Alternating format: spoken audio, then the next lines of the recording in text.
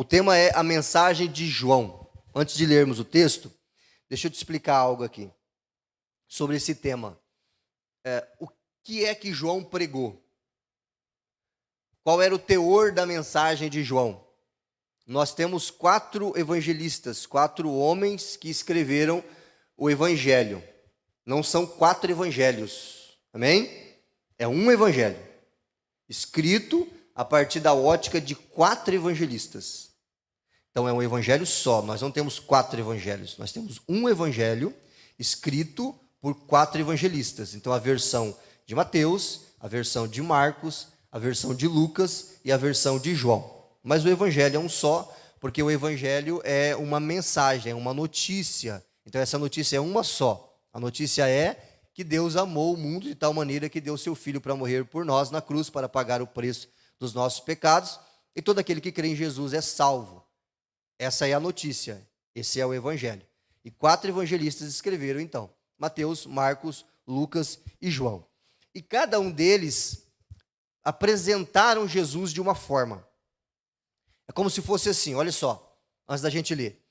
Você está debaixo de um prédio, não embaixo do prédio nesse sentido, que você entendeu, mas do lado do prédio, amém?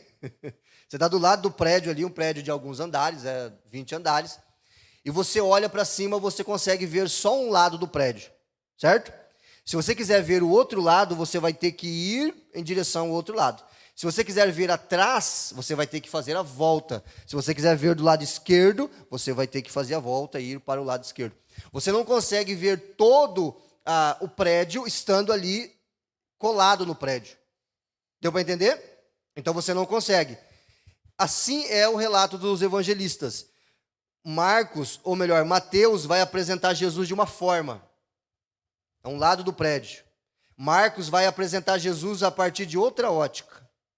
Lucas vai apresentar Jesus a partir de outra ótica. Eu vou explicar melhor isso para você. E João vai apresentar Jesus a partir de outra ótica.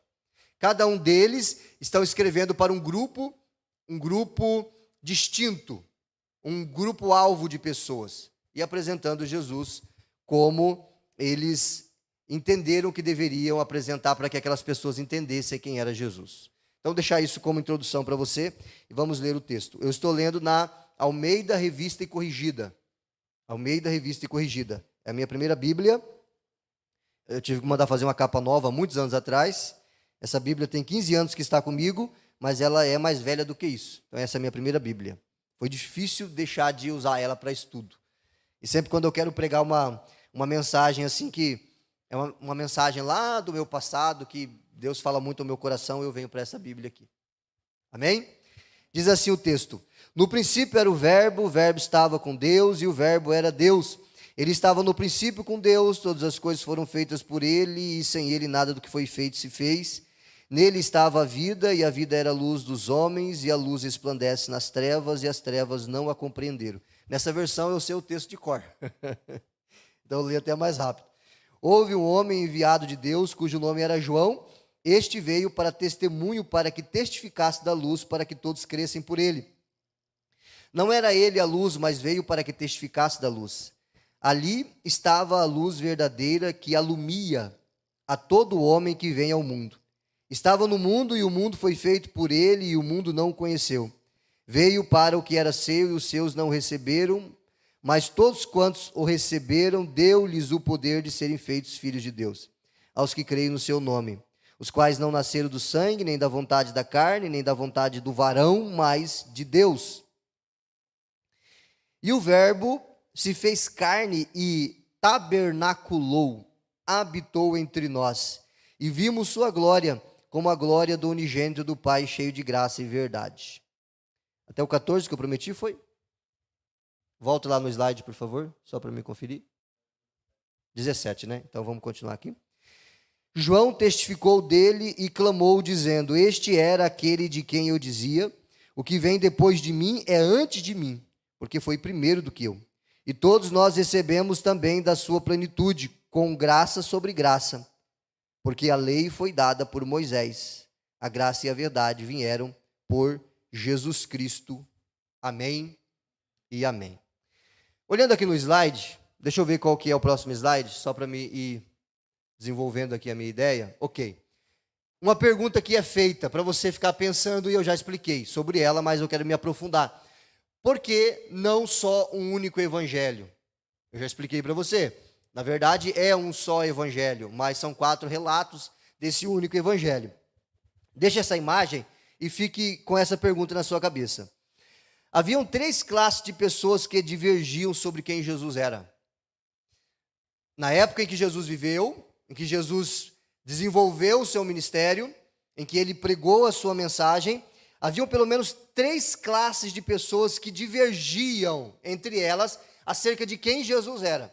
Uns diziam Jesus é tal, outros diziam não, Jesus é tal, e um terceiro grupo dizia não, ele é isso aqui.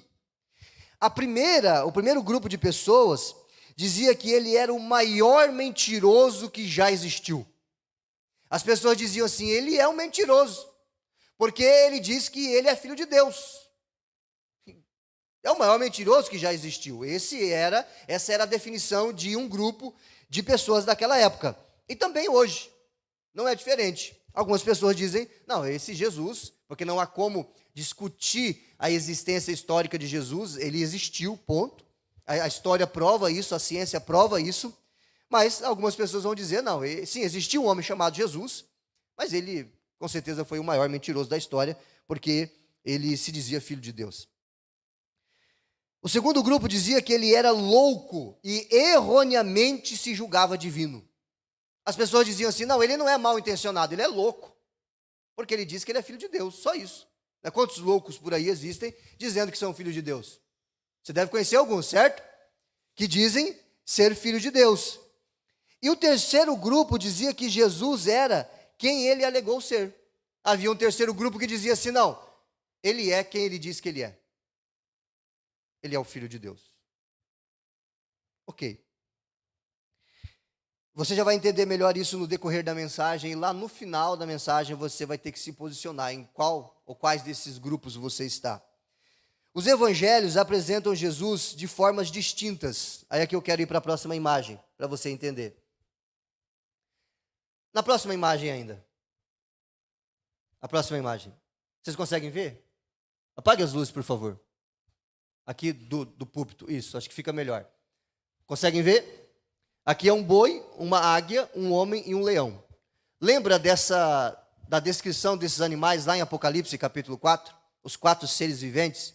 Diz que esses 4 seres viventes, um tinha o rosto de boi, o outro de águia, o outro tinha o rosto de homem e o outro o rosto de leão. Esses 4 animais, eles estão apontando para os 4 relatos de um único evangelho. Não sei se você sabia disso, mas cada uma dessas figuras apontam para um dos relatos dos 4 evangelhos.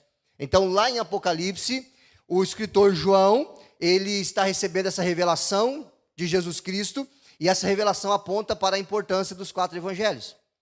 Também no Antigo Testamento, quando Deus ele ordena Moisés a construir o tabernáculo, ele fala sobre cores que deveriam ser usadas no tabernáculo, e cada uma dessas cores apontam para os 4 relatos do evangelho. Eu não vou entrar nesse ponto agora, porque a gente ficaria aqui só nesse ponto. Pode voltar a imagem? Os evangelhos, Mateus, Marcos, Lucas e João. As imagens lá dos 4 seres viventes do Apocalipse estão aqui, ó, o leão, o boi, o homem e a águia. Mateus, ele escreveu e ele apresentou Jesus como o leão da tribo de Judá. Mateus, ele escreveu para os judeus. E escrevendo para os judeus, ele teria que provar que Jesus era o rei, que Jesus era o descendente de Davi. Então ele apresenta Jesus como o rei, o leão da tribo de Judá. Ele tinha que provar para os judeus que Jesus era o leão da tribo de Judá, que ele era o descendente da tribo de Judá. Você lembra que Judá é um dos filhos de Jacó, e Judá é o ancestral de Jesus. Por isso que Jesus ele é chamado de o leão da tribo de Judá. Jacó, quando ele foi abençoar os seus filhos, ele disse para Judá, Judá, de você virá o cetro, de você virá o Messias, de você virá o governante. Então, Jesus é conhecido como o leão da tribo de Judá. Mateus escreve para os judeus e apresenta Jesus como o leão da tribo de Judá, o rei Messias enviado. É por isso que em Mateus você vai encontrar muitas profecias sendo explicadas. Mateus vai dizer assim: para que se cumprisse o que foi dito aos profetas, para que se cumprisse aquilo que foi dito aos profetas, para que se cumprisse, e ele vai citar isso algumas dezenas de vezes. Marcos, ele escreve para os romanos. É por isso que o evangelho de Marcos, ele não tem genealogia. O evangelho de Mateus começa com uma genealogia, fulano que gerou fulano, que gerou fulano, que gerou fulano, até chegar em Jesus. E aquilo tem um sentido, aqueles nomes não estão ali por acaso, tem um sentido. Uma outra hora eu te explico. Só aqui dá um estudo para 3 horas, mas uma outra hora eu te explico. Agora, Marcos, ele não começa com genealogia, porque Marcos não está interessado em provar que Jesus, ele é o descendente de Davi, porque os romanos não iam entender isso. Marcos está preocupado em mostrar que Jesus, ele é o servo